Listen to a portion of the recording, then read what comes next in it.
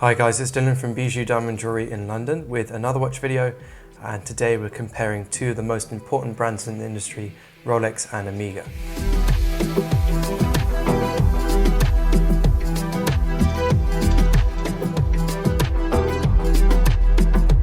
So I'm going to start by briefly discussing the brands themselves, a little bit of history on the brands and just some facts and figures about the brands, just comparing the two.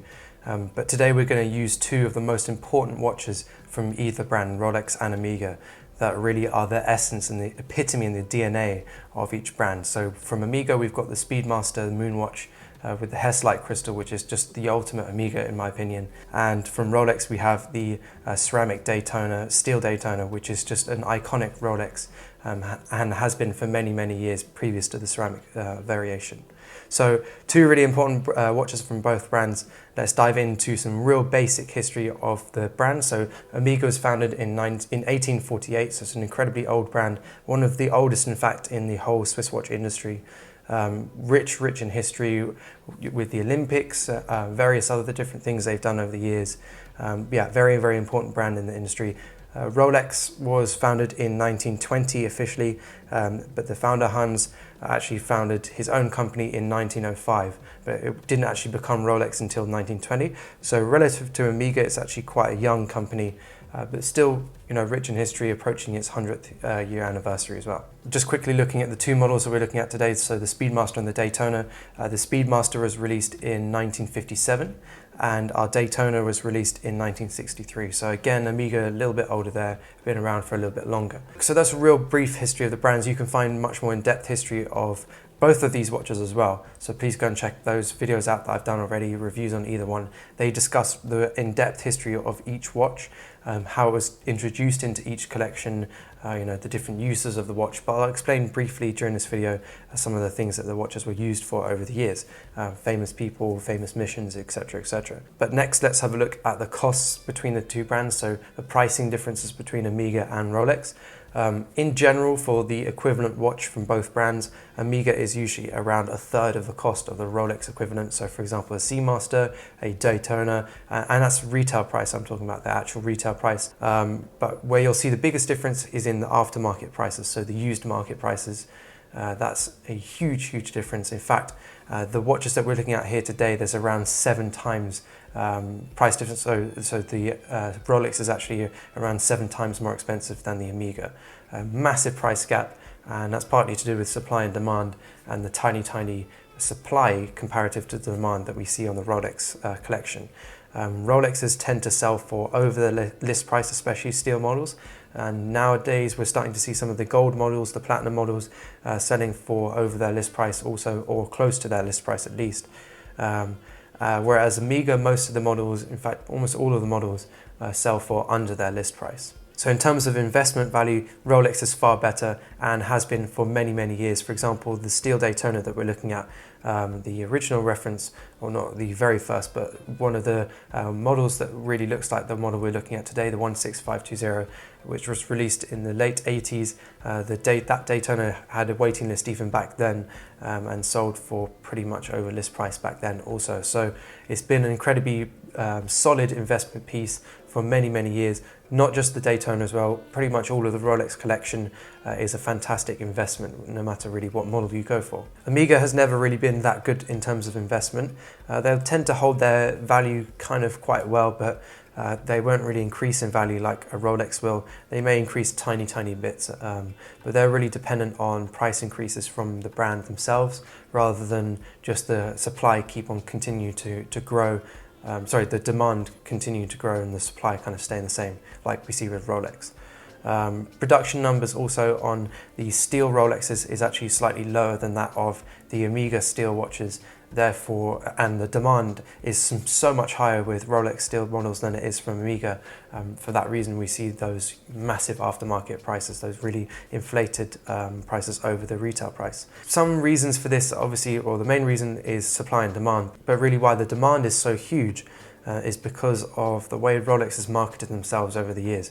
They are one of the most recognized brands in the whole entire world, regardless if you're just looking at watches, just actually period, full stop, one of the most recognized brands.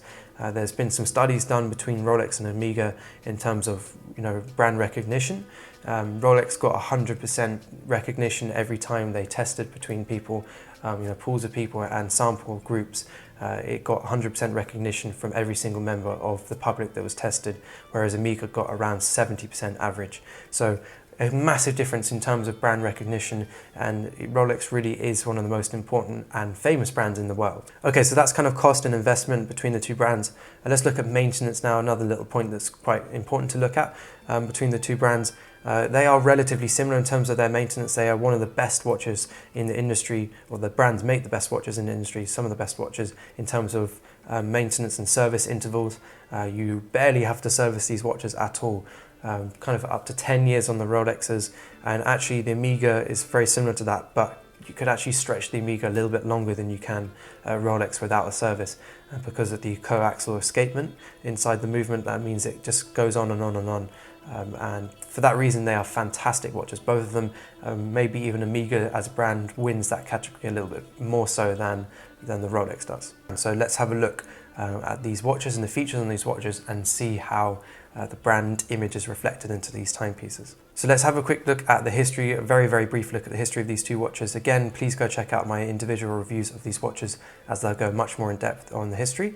The Daytona was released in 1963, very famous, or it was originally designed for motor racing. It's a chronograph, automatic chronograph, features a tachymeter around the edge of the dial. In fact, it's on the bezel on this one, and it allows you basically to measure units per hour. So whether that's kilometers an hour, meters per hour, miles per hour, etc., you can use that using your tachymeter around the bezel. It was incredibly popular with motor racing, and in fact some famous people like Paul Newman wore this watch. It's been a very famous and extremely important watch for Rolex, and it's been incredibly rich in history as well. For example, Paul Newman's Daytona sold recently for an amazing figure, a really crazy figure. The Daytona is probably one of the most important watches in the industry. The Speedmaster is arguably even more rich in history than the Rolex Daytona. The Speedmaster, like I said, was released in 1957, part of their professional line with the Railmaster and the Seamaster. The Speedmaster is also a chronograph featuring a tachymeter, so you can measure units per hour on this watch. Also brilliant for timing races, so whether that's sprint races in the Olympics, or using it to measure motor racing like the Daytona was originally designed for. But this watch that we're looking at, the Speedmaster Moonwatch, was very famous because in 1969 it went to the moon on the first manned moon mission, the moon landing, and this watch was the watch that was chosen by NASA. It was certified by NASA to go to the moon. So incredibly important watch, the first watch on the moon, pretty amazing.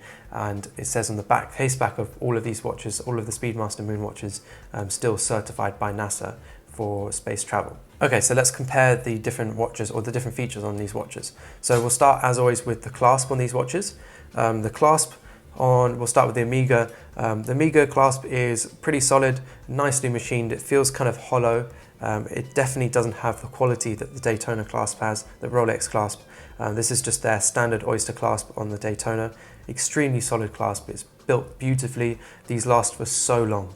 A fantastic clasp. I cannot floor the oyster clasp at all. This one has the easy link adjustment, which features 5mm of extension, so that when your wrist expands or contracts, you can make sure it's a little bit more comfortable and make the bracelet size a little bit bigger.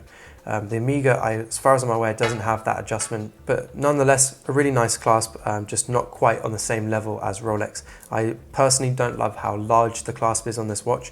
I think it's quite chunky, whereas the Rolex clasp is a bit more elegant, a little bit more sleek. Moving now onto the bracelet, we have kind of similar-ish bracelets on these two watches. We've got a matte or satin finish, brushed finish on the Speedmaster with small little polished accents. And on the Rolex, we have a very simple oyster bracelet with brushed outer links and polished center links. Really nice, elegant, classic design on the oyster bracelet. Just an iconic Rolex look for the Daytona here. The Speedmaster bracelet is okay, it's very comfortable. It's not my favorite bracelet in the industry. I'd actually much prefer the oyster bracelet in all brushed finish rather than this polished center link. But I do like the detail that we have on this Speedmaster. The fact that we've got those little polished accents on the bracelet is actually a really nice little feature. I also like the fact it's satin, so it just looks a little bit more understated as well. In terms of quality and feel, the Omega has a really nice quality and feel, but the Rolex just has this kind of buttery smoothness that the Omega doesn't quite have. But really splitting hairs here, they are both do have a really nice feel to them. The Omega does definitely feel very solid on the bracelet, much more so than on the clasp. Moving now onto the cases of these two watches, we've got a 40mm case size on the Rolex and a 42mm case size on the Speedmaster from Omega. So a bit of a difference in terms of size there. The Rolex Daytona case is much more sleek, arguably more elegant, a little bit more understated, much smaller, looks a bit more dressy, whereas the Speedmaster has much more of a bulkier, larger case. It's still very, very elegant though. Those lugs are very beautiful, the way they kind of flow inwards. They're very elegant and architecturally beautiful. Design-wise, they're very interesting to look at, and I love the way that Omega has combined polished and brushed finishes on this watch to create or really highlight those accents and create some really bold edges to, you know, where the differences in those finishes are. So yeah, I love that style of that watch. Real elegance in terms of the case, much more interesting looking than the Daytona. They both feature solid case backs. This one is the Hess-like variation. If you go for the sapphire crystal variation, then that does feature a clear crystal case back, so you can see the movement inside. And then moving up onto the bezel on these watches, we've got both of them featuring black bezels. The Omega Speedmaster bezel is very, very small in comparison to the Daytona bezel, very sleek and elegant. Both of them are cool. I probably prefer the smaller, elegant bezel that we see on the Speedmaster. I think it looks really, really nice. Now onto our crystals. Like I said, this one on the Omega features a Hess-like crystal, which is like the original space mission crystal, which is basically like a plastic almost. And the reason why they used that is because it shattered into larger chunks, which was easier to fish out the air in a zero gravity environment. If they took sapphire up to safe inside the spacecraft, and for whatever reason the sapphire shattered on the watch, then it would shatter into lots and lots of tiny pieces, which is not safe inside a spacecraft. So a cool little bit of history there, and for me this Hess-like variation is the only one to get. I absolutely love the Hess-like Speedmaster. I think it's the coolest one, really because it is kind of the truest to the original 1969 Speedmaster that they took to the moon. Another thing I love about the Speedmaster crystal over the Rolex one is that it's kind of bubbled and it protrudes quite far up from the dial or the bezel level of the watch. It has this kind of bubbly effect, which just looks so cool. It's rounded as well, which is very difficult to create with sapphire. The Rolex bezel, or Rolex crystal, sorry, is completely flat, very clean design. It does protrude out from the bezel a little bit, but yeah, really nice classic design on the Daytona. That Daytona crystal will last you much longer than the Hess-like will. The Hess-like scratches kind of easily, so you will start to see scratches and tarnishing over the years. Personally, I love that. I think it gives the watch character. Much more character in fact than the Daytona, whereas the Daytona should stay fresh and kind of scratch free for a very, very long time. Moving now onto the dial. The dials on these two watches are similar in some ways, perhaps not such a good comparison comparing the white dial versus the black dial on the Speedmaster, but really they've got a very similar setup in terms of the way they display the chronograph information. I love the fact that the Omega is so much more legible than the Daytona. The Daytona white dial is very, very legible, but the white hand on the Speedmaster against that black dial is so contrasty, it just looks amazing. I always say about the Speedmaster, this is where I really love this watch, is that dial. I love the fact that the hands have that sort of texture to them. The dial has a little bit of texture. It reminds me a little bit of moon dust or the texture of the moon looking out of the night sky, you know, or into space, the dark abyss of space. I just think it's such a magical looking timepiece. Whenever I see the Speedmaster, I feel like I'm just looking at a space dial or looking back in time to the 60s at space travel. It just really is the essence of that kind of retro look from back then, that kind of futuristic, back in the 60s, that futuristic feel. Yeah, an absolutely beautiful watch. And for me personally, the Speedmaster has a lot more character than the Daytona does. I know that's really subject to your personal opinion as to what you find has more character, but for me, as someone who sees watches every single day, several different brands, I definitely find every time I see the Speedmaster, it just makes me smile. And I just think it's such a special timepiece, and it's wonderful that Omega has kept it so similar since 1969 to now. The Daytona has remained relatively similar, but it has changed quite a lot since the 60s when it was released. Really hasn't changed too much since the late 80s. And I like that about Rolex, that they are really famous for keeping their watches very constant and barely changing them through the years. I think that's partly why they do so well as investment watches, is because you know every time you buy a Rolex that it's not going to be, you know, old news or an old model further down the line, unlike some other brands. So yeah, they're definitely safe investments, and credit to Rolex for that. But yeah, this Omega has remained similar for many, many years. And it's not very hard to see why Omega wouldn't want to change it. It's just a beautiful watch as it is. Movement wise, just briefly talking about movements. Movement in the Daytona is an automatic movement, a fantastic movement from Rolex. Very, very reliable. Inside our Speedmaster, we have a manually wound movement. That's something that can sometimes put people off. The Speedmaster is the manually wound aspect. Because most people buy automatic watches now, it kind of seems a little bit old-fashioned to be using a manually wound watch. But we tend to find that the people that go for the Speedmaster are people who are kind of a little bit more, have a bit more of a passion for watches, maybe a little bit more interested in collecting watches and interested in watches in general. Whereas the Daytona, definitely, especially the ceramic ones, we tend to find those people that buy those tend to be people who are just buying the watch because it's a fantastic everyday watch and it's just a brilliant watch from Rolex, rather than the history that's gone with this watch and maybe an obsession with watches in general. Tends to be just more someone who just wants a nice watch. So yeah, definitely a difference in buyers between these two. And the Omega, in my opinion, and just to conclude really, in my opinion, is possibly one of the best value watches in the whole entire world. The fact that this watch in aftermarket value is a seventh of the cost of the Rolex is absolutely insane to me. There's nowhere near enough of a price difference in terms of, enough of a difference in terms of feel between these two watches to warrant that sort of price difference. Really, there should only really be £2,000 or £3,000 or maybe £2,000 difference in terms of price when you feel them side by side, because they do feel very similar in terms of quality and feel. So in that respect, the Omega is an incredible buy. You will not be disappointed with the Speedmaster. It's a beautiful timepiece, and Omega as a brand in general it's just a fantastic brand. They have such brilliantly priced watches, and they're incredibly reliable watches, some of the most reliable watches. In fact, we very, very, very rarely ever get any Omegas in for a service or any problems with Omegas in for a service. In fact, we have had several Omegas come in that are 40, 50 years old that haven't had a service, that still run fine. We just give them a little bit more oil and they're fantastic, they're still running perfectly. So they are incredibly reliable watches, arguably maybe even more reliable than Rolexes.